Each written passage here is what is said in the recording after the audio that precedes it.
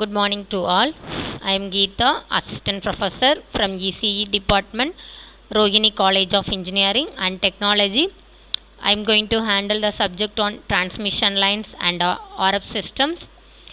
So now I am going to discuss about Unit 1. The topic is Introduction to Transmission Line. So what is meant by transmission line? So we can transfer the information or data from one place to another place through the transmission medium. So this is the basic introduction about the transmission lines. So in the transmission lines, the students can able to understand what is meant by transmission line, then write the application of transmission lines, then define the characteristic impedance. So the transmission line, that means it is a device designed to guide electrical energy from one point to another point. So it is mainly used, for example, to transfer the output RF energy of a transmitter to an antenna. So in which this energy will not travel through normal electrical wire. So without any great losses that will be occur in the transmission line. So although the antenna will be connected directly to the transmitter, so in such a way that the antenna is located in some distance away from the transmitter. So these can all behave like a transmission lines, that is the pair of wires, coaxial cable, then PCB tracks and IC interconnects. So the propagation will be done in two reasons. One is a power transfer, another one is a information transfer. So first one is the power transfer.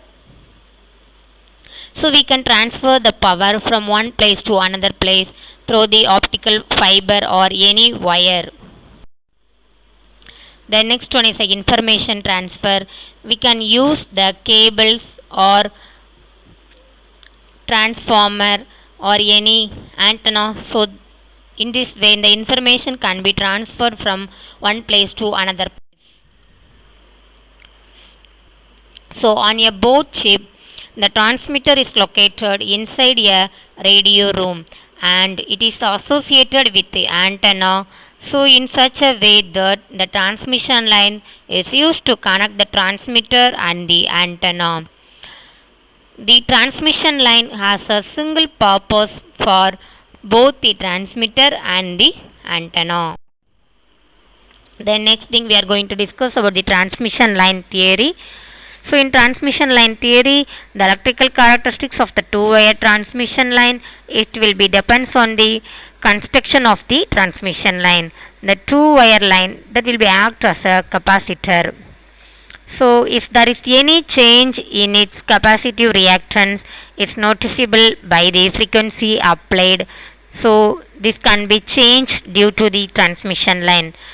Since the long conductors have a magnetic field, so due to that the electrical energy is being passed through the properties of the inductance that will be exhibited in the device. Then next one is a distributed constants. The transmission line constant will be called as the distribution constant. So these can be spread along the entire length of the transmission line and cannot be distinguished separately. So the amount of inductance, capacitance and resistance, this will be depends on the length of the line. So the size of the conducting wires, the spacing between the wires and the dielectric that will be done between the wires. So for example, we are taking the air or insulating medium. Then the resistance is denoted by R. It is defined as the loop resistance per unit length of the wire.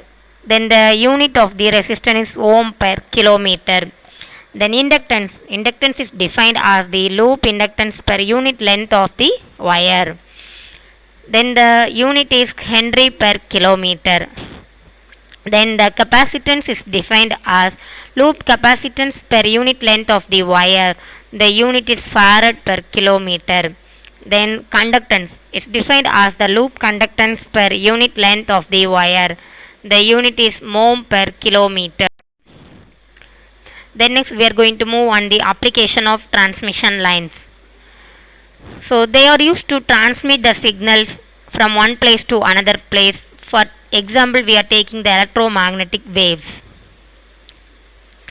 They can be used for impedance matching purpose, that is single step matching, double step matching. So in this way we are using the matching devices. Then they are used as circuit elements like inductors and capacitors. Then these are used as stubs by properly adjusting their length.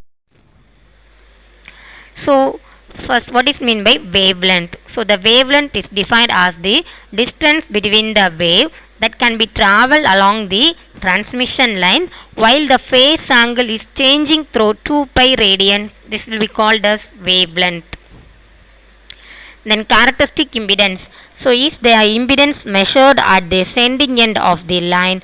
It's given by Z0 will be equal to Z by Y, where Z is the series impedance and Y is the shunt admittance, where Z will be equal to R plus J omega L, where Y will be equal to G plus J omega C.